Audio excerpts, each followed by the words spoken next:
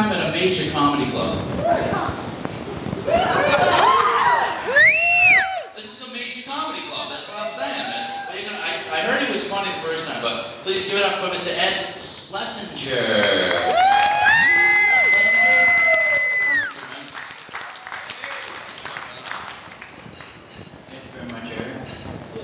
How's everyone doing? Well? This is my take 2, actually. My first time was last week at the Asia Grill. You've probably heard of it. Madison Square Garden, Asia Grill. Who left? Someone left? Last week at the Asia Grill. It's the first night up. John, thank you for that first opportunity also. I saw a sign from God. I'm having some soup, having some miso soup. And floating to the top there, I was thinking before I even got there, what's going to be my lucky charm? People pull out different things. I carry this St. Peter, St. Anthony, I have a rabbit's foot like this. Out of my soup, and I'm not a prop guy, but I think it's important to show you. Out of my soup, floating to the top, at the Asian Grill, was the most beautiful. It's kind of a touching story to me. The most beautiful collar I've ever seen. It's jeweled, it's pink. It was a chicken rice noodle soup. This was furry. It was a little wet, a little slimy, a little furry, but it washed up, it cleaned, and it's staying with me. It's staying with me, and it's going to bring me the luck that I think that I need. So, thank you, Asian Grill. John, you passed that on to North Korean bartender bastard fuck that he was. Anyway. My parents are here in the audience, so please give them a round of applause. Thank you. Yeah, it might be the last applause that I hear before I get off the set. I did call my mom this morning and I said, are you going to be coming to the show with Dad tonight? And she said, yeah, we're going. Well, how come? I said, well, that makes a difference what I talk about. And I think she took that the wrong way. She said, well, don't really change anything. We like it raw and dirty. And it kind of turned me off to the whole idea of everything, and this wasn't going to be raw and dirty anyway, Mom. But anyway, let me continue on, putting that aside for a moment. Okay, the fact that it was great, they've put up with me for many years with many different things, but now having to sit there and think about their son, a promising engineer, changing careers, becoming a promising doctor, moving into medicine. And that's my brother, a fucking loser. And then there's me, the black sheep, the underachiever. Isn't that kind of what black sheep means? Are there any black sheeps in the family here? Yes. Good to hear. So, the black sheep of the family, because the black sheep is a nice way of saying, you've done everything fucking wrong. You haven't planned out a goddamn thing. All these years have went by, and what the hell are you doing?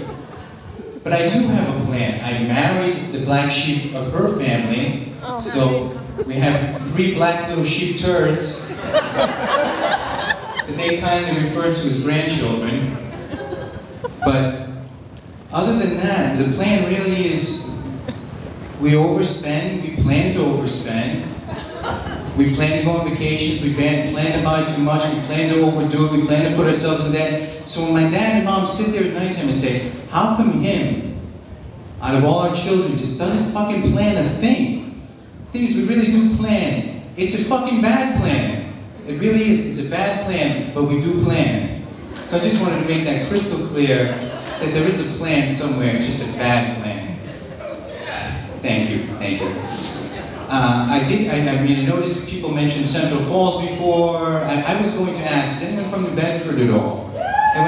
Okay, New Bedford, that one person from New Bedford, please answer me this. Every night, whether you're going to go to Jay Leno, whether you're going to David Letterman, where we're going to go from there, Lieutenant Jeffrey Silva, the poor bastard, has his own late night show every single night. There's a stabbing here, there's a stabbing there. There's like 5 stabbings at one time in different parts of the city.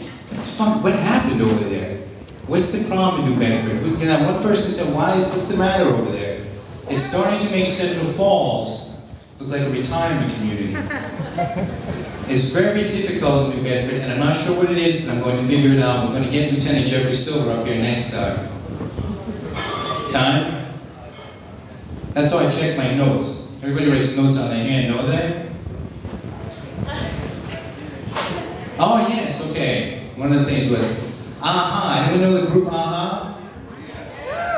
This week they broke up. That's right. That's good. It's a true story. True story. This week they broke up. For 29 years, you would see 20 versions over 1 hour and a half period of time of Take on Me.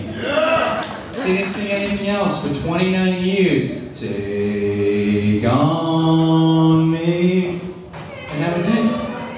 That was it. When you went to the concert, you were like, oh, get to the fucking Take on Me. Come on, money, never like Take on Me.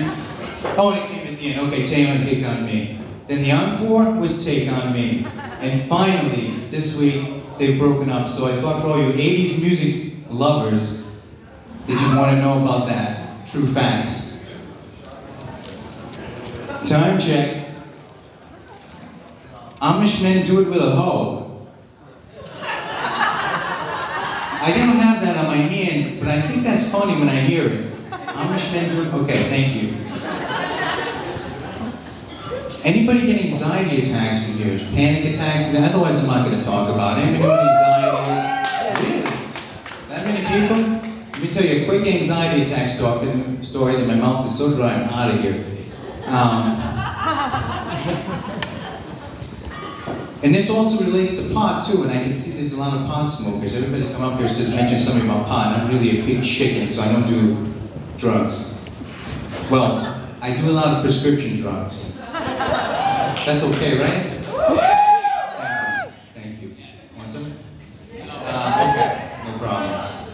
So, true story again, true story. My primary care physician sees me for a physical, and he says, Ed, you still have the anxiety, but you're doing good. You've been taking the pills for a long time, and you still smoking cigarettes? Yeah, I smoke occasionally. Occasionally in the morning, occasionally in the afternoon, occasionally at night, but occasionally. He says, honestly, instead of smoking cigarettes, I would rather see you smoke marijuana. He said, off the record. So it's just between us in this room. Right? He did say off the record. I didn't mention his name, Robert Ellison. He did say off the record.